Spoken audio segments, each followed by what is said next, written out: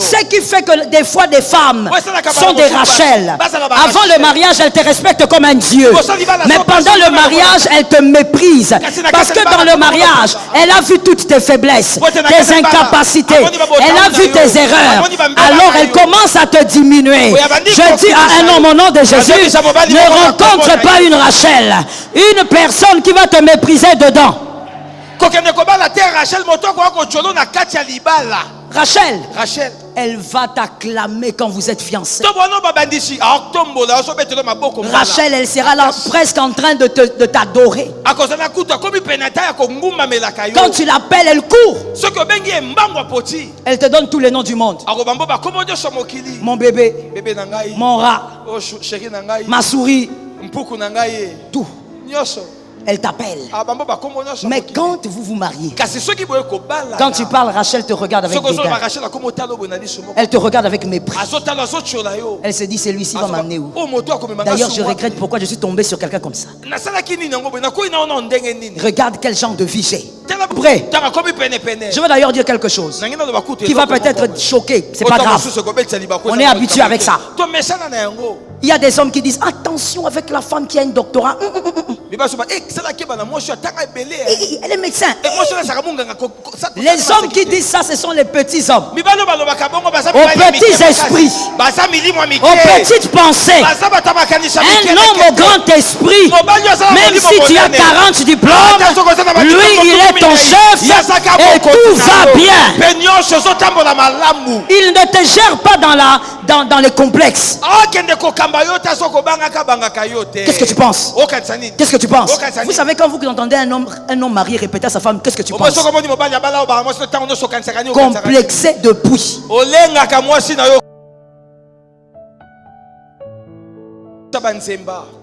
Lorsqu'on se marie, lorsqu'on veut se marier, on regarde à 3 choses majeures que Dieu t'aide. Ma fille vient.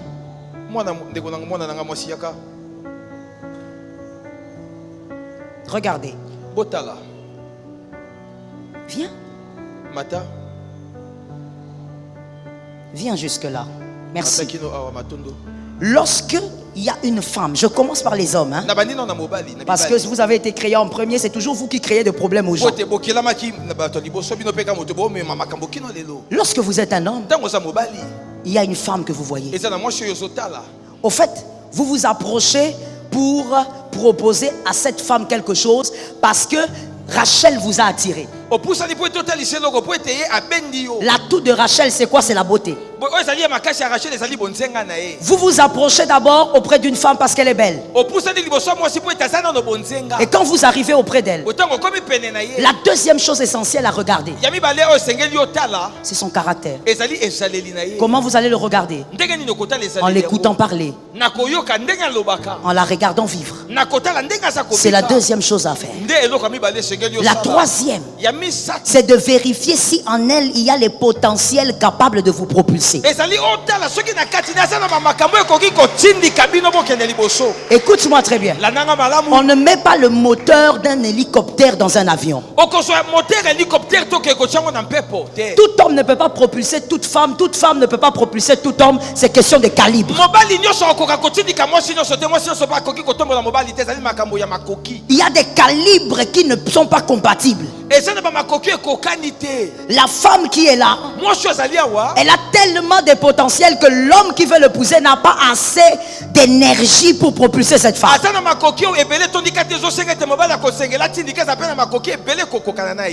Ça peut être un homme intelligent, mais un homme complexé. C'est-à-dire que lui, face à cette femme qui a beaucoup de potentiel, il se sent déjà complexé. Quand une femme au potentiel extraordinaire épouse un homme complexé, elle a tué sa destinée. Répétez ça. Une femme qui a beaucoup de potentiel comme toi doit épouser un homme qui a assez d'estime pour lui-même.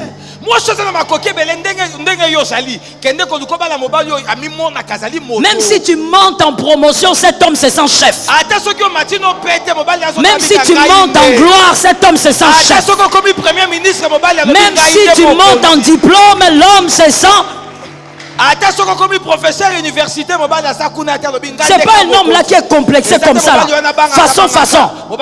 Quand il arrive tout près. Je veux d'ailleurs dire quelque chose qui va peut-être choquer. C'est pas grave. On est habitué avec ça. Il y a des hommes qui disent attention avec la femme qui a un doctorat. Elle est médecin. Les hommes qui disent ça, ce sont les petits hommes. Aux petits esprits. Aux petites pensées. Un homme au grand esprit. Même si tu as 40 diplômes, lui il est ton chef et tout va bien. Il ne te gère pas dans les complexes. Qu'est-ce que tu penses? Qu'est-ce que tu penses? Vous savez, quand vous entendez un homme marié répéter à sa femme, qu'est-ce que tu penses? Complexé depuis. Répétez ça.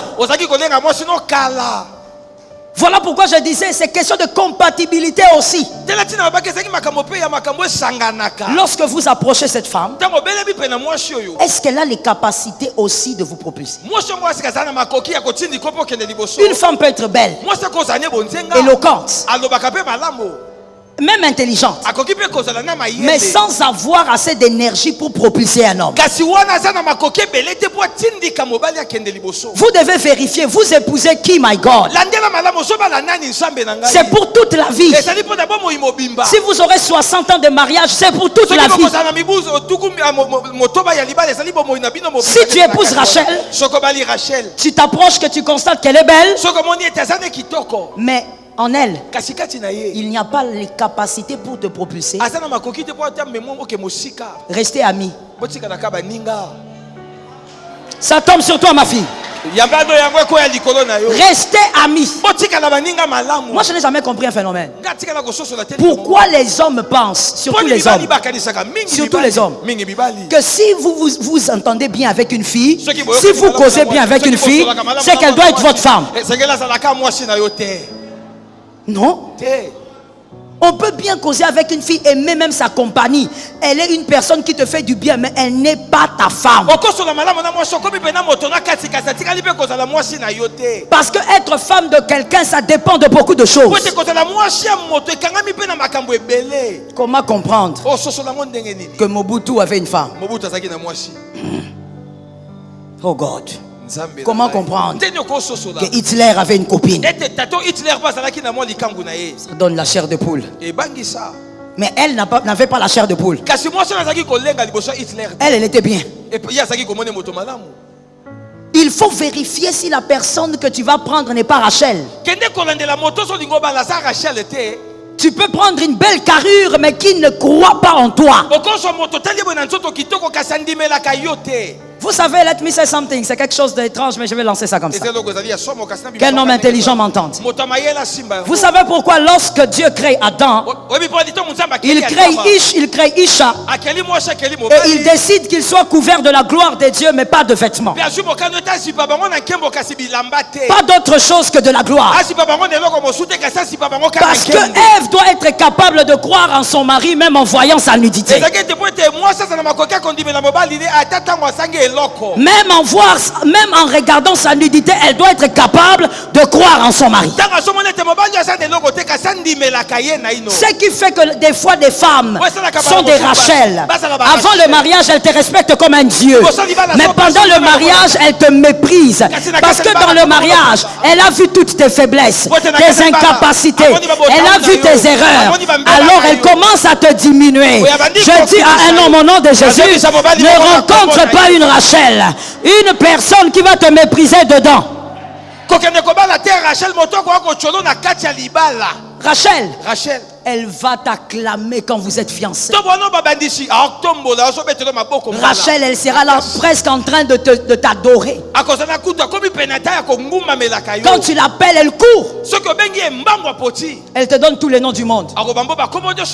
Mon bébé, mon rat, ma souris, Tout. Elle t'appelle.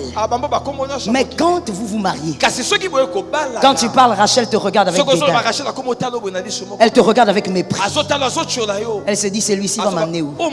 D'ailleurs, je regrette pourquoi je suis tombé sur quelqu'un comme ça. Regarde quel genre de vie j'ai. Quand tu vois une femme, je donne le secret, elle n'est pas forcément très belle. Léa, elle est comme elle est. La Bible dit même qu'elle avait des yeux délicats. Est-ce que je suis laid? Bon, de toutes les manières, on dit qu'il n'y a pas de vilaine femme sur la terre. Est-ce que je veux dire qu'il faut épouser un homme qui n'est pas présentable? Non. Je suis en train de te donner un enseignement et t'expliquer l'équilibre de la vie.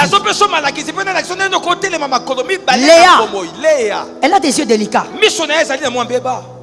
Jacob ne l'aimait pas beaucoup. Mais Léa, c'est elle qui a la capacité de donner à Jacob Judas. Elle est comme elle est, mais elle a Judas. Elle va propulser Jacob. Jusqu'à ce que dans la lignée de Jacob, il y ait le bâton du commandement. Ça tombe sur le fils de cette assemblée. Jusqu'à ce que le Messie arrive dans la lignée. C'est important de savoir ceci. Viens, ma fille. Que la naissance de Jacob ne dépend pas seulement de Judas, ne dépend pas que de Jacob. Il faut des entrailles.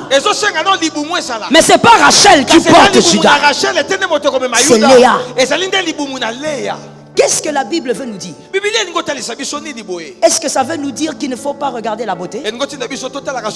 Non, la Bible veut nous dire ceci. Que des fois tu peux te tromper par l'extérieur alors qu'il n'y a rien dedans. Tu peux te dire, moi je dois épouser une femme de 1m80, je dois épouser une femme de 1m50, mais dedans il n'y a rien. Mais il faut tenir compte de ces trois choses. Tu es attiré par la beauté. Vérifie maintenant les caractères. Et vérifie les aptitudes à te propulser. Merci Pasteur Joël pour cet enseignement. Merci d'avoir suivi jusqu'à la fin. Que Dieu vous bénisse. C'était Communion chrétienne. Pour plus de communion.